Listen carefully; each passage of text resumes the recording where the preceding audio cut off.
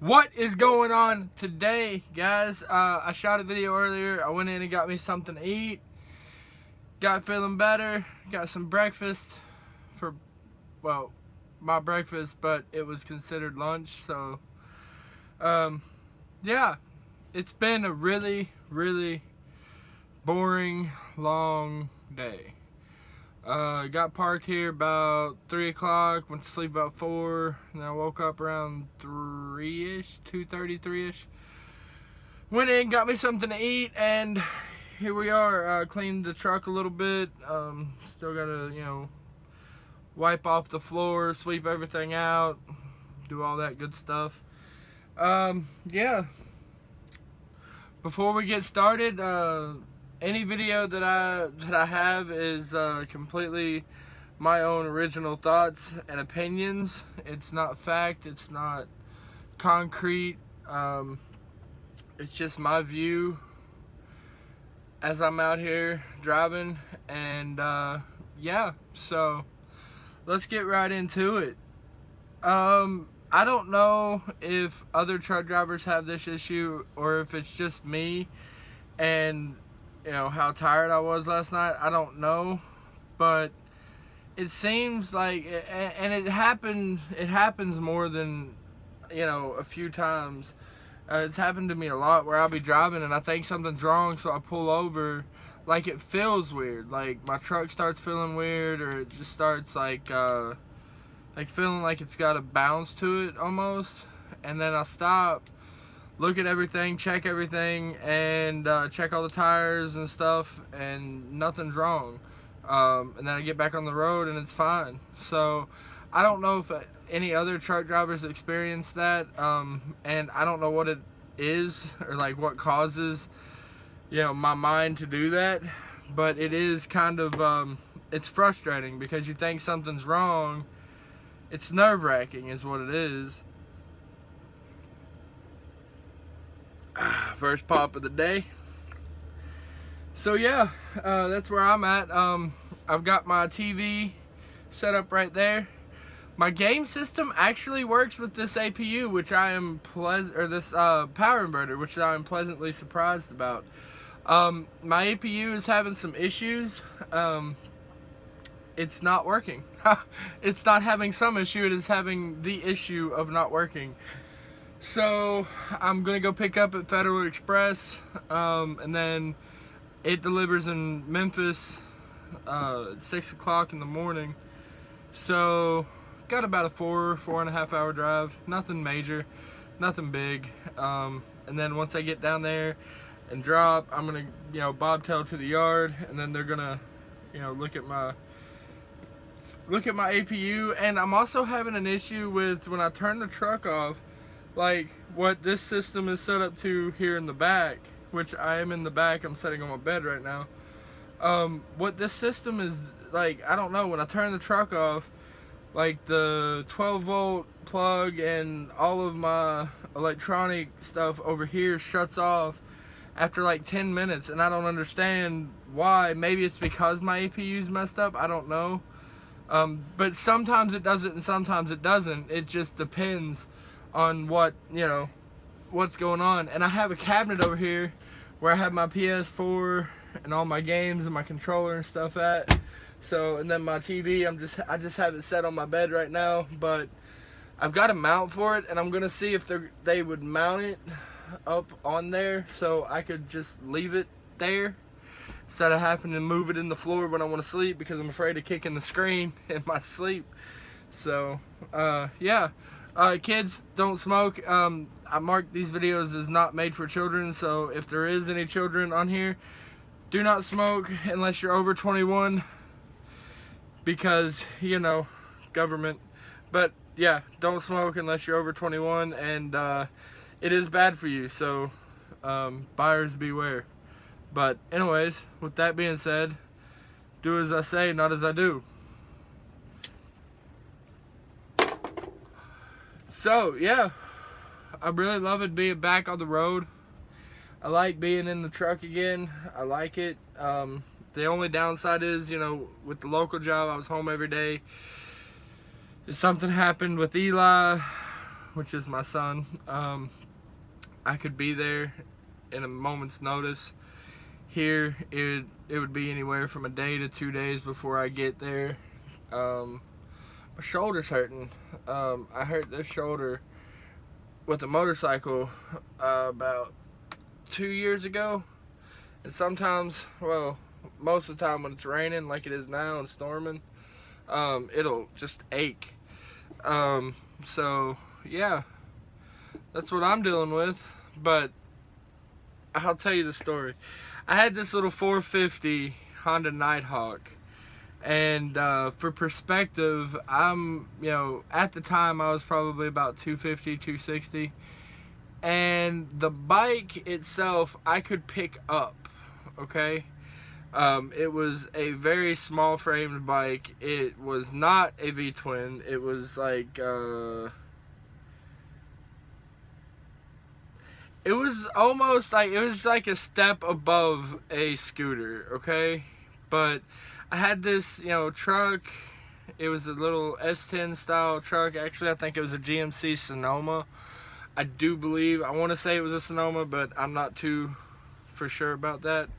It's been so long ago. And it was a good truck, don't get me wrong, but it started having a lot of issues, and I've never been very mechanically inclined. I mean, I can change oil and spark plugs, and that's about it. When it comes to anything else, I need to take it somewhere and get it done. And look at that. That's crazy. And yes, I am sweating because when my truck's off, I have no air. So the only air I have is coming out of this little tiny window, which is about that big and about that wide. So, yeah. But, yeah. I cut my eyebrows, and I must have got them uneven. I need to trim that up. But, yeah. Anyways, back to my story. I traded the truck for this bike because I really love riding motorcycles. It wasn't the best. Had gas tank issues. It leaked. I sanded it all down, put some repair. It's putty, but when it dries, it's like hard as steel. But it's not steel. It's putty. It's a temporary fix. And I put that all there, sanded it, got it all smooth, painted it, painted the whole bike. It was like a maroonish red when I got it. Whenever I got rid of it, it was all black, shiny gloss. I didn't get to clear coat it because turns out rent isn't free, and when you spend all of your money and you owe rent, apparently sometimes they'll take a 450 Nighthawk for your rent. And that's how I became carless and walking everywhere too. But anyways, in between me having to give it to this basically my landlord for rent, I lived with a buddy of mine. Very toxic friendship, and I'm thinking, and I don't want to put the guy down too much because he did help me a lot, but at the same time, there was a lot of warning signs when me and him first started hanging out. And it's no secret that I used to be the smoking kind, not cigarettes, the wacky tobacco, as they call it sometimes. Maybe, I don't know, maybe you've heard it called that. I have. But if you can't put it together by now, marijuana. Used to. I've been clean now for a very long time, probably pushing at least 3 years, 4 years, and I don't have any desire to do it again. That's how we met and, started our friendship, and it was just a lot of narcissistic tendencies on his part. Like, he was always better at everything. He always put himself in front of everybody else, and if you would step into that spotlight for yourself, he would do everything and anything to kind of bring you down in a negative way. Like, he would diminish anything that you accomplished. He would undermine any decision you made. Perfect example, my grandmother passed away, and went to her funeral. And when I got back, I had been crying, and he looks at me and he says, "I don't know why you're crying for. You're selfish." And that was pretty much when I got all my shit and I walked to my father's house, which was about 7 miles of walking, with all of my stuff minus like big furniture like my bed and stuff, but all of my clothes, all of my little effects, plus a dog. So yeah, or no, I think maybe the dog was gone by then. I can't remember. It's been so long ago. A lot of stuff's happened since then. But anyways, I think he had like a lot of problems internally, and I think that he just needed to figure them out, and I decided to cut him out of my life. I did. And it was a good decision. I don't regret it. I don't regret that decision at all.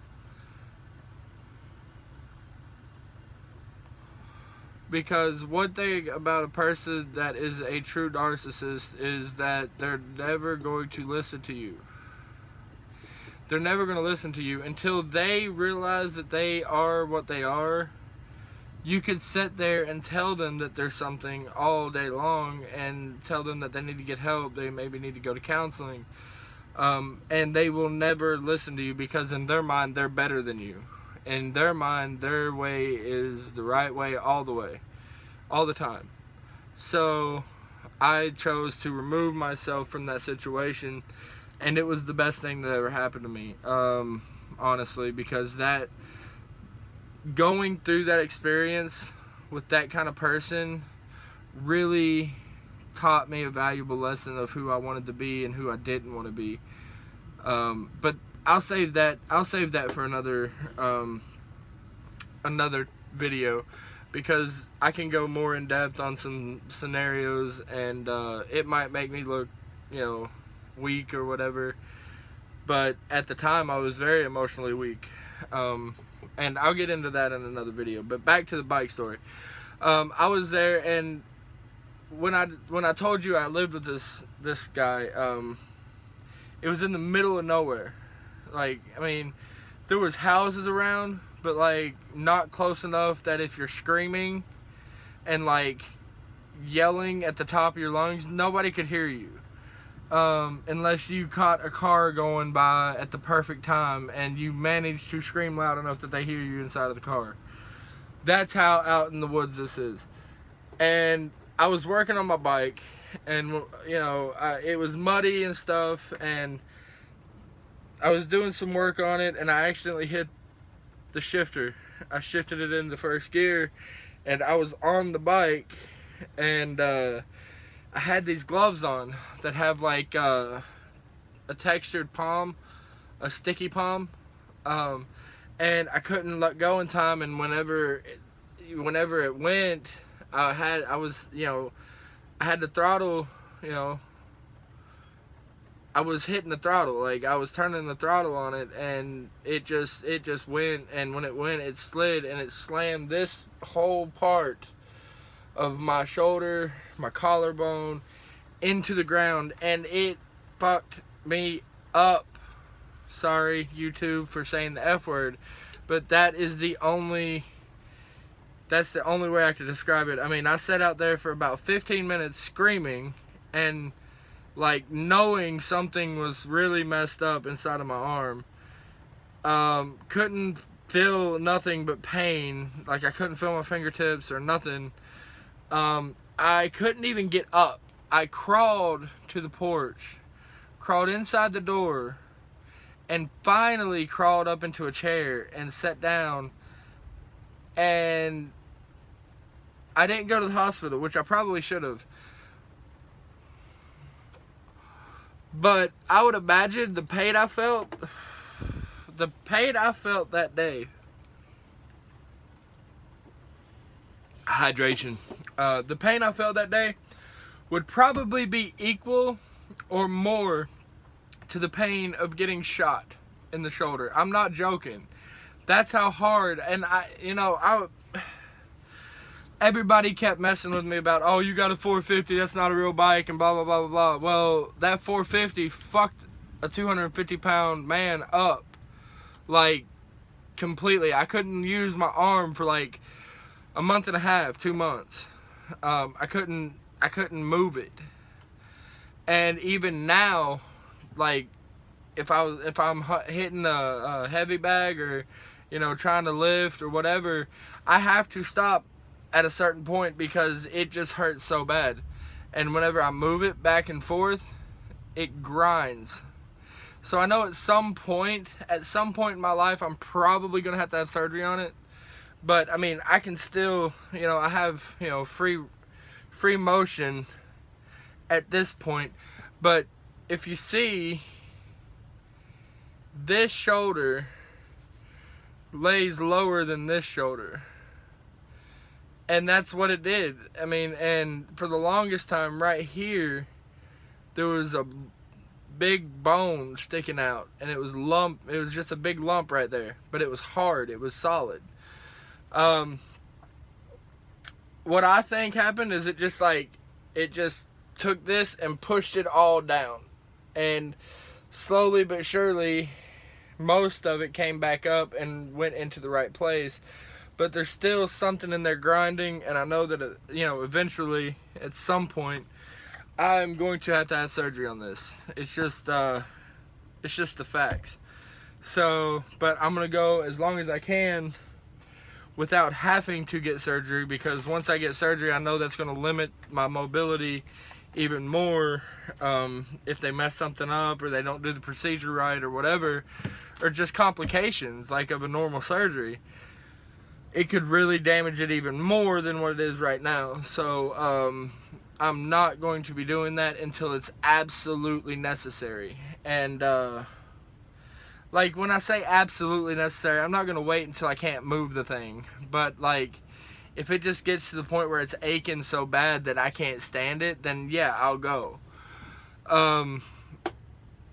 But right now, I can deal with this little dull pain. It's just, when it rains, it's like a dull pain. That's all it is. It's just dull.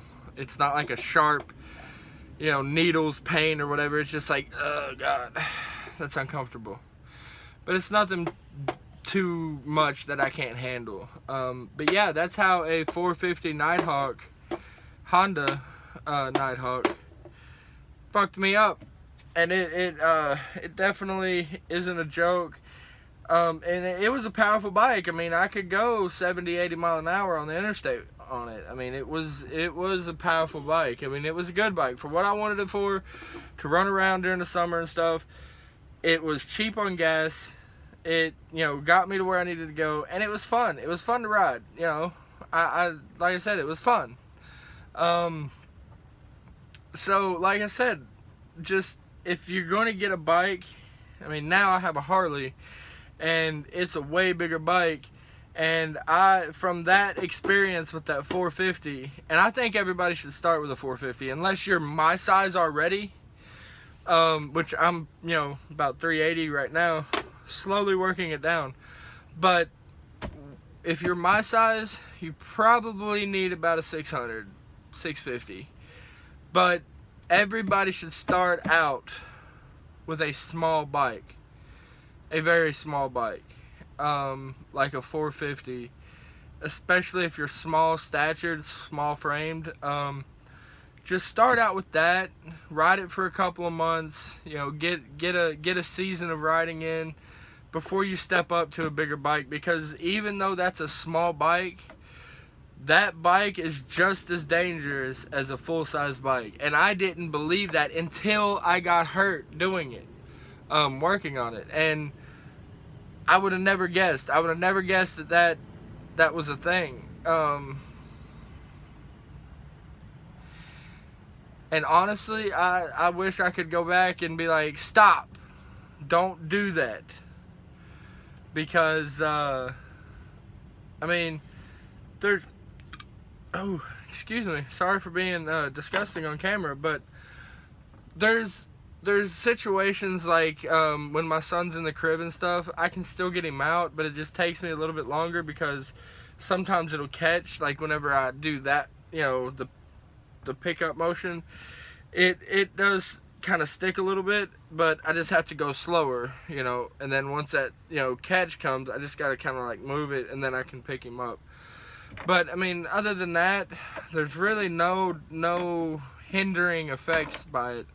I can still get underneath the trailer if I need to repair stuff. And speaking of which, a video on what the spring that broke on my airlines and that was dragging underneath my trailer is coming soon. I'm going to show you the piece that broke, and I'm going to explain what I did to fix it, whether it be the right way to fix it or not. It was definitely not the right way to fix it because I didn't have the right tools and the right equipment to fix it, you know, fix it like that. But what I did worked, and it got it back to the Memphis terminal, so they could fix it. So yeah, that's coming soon.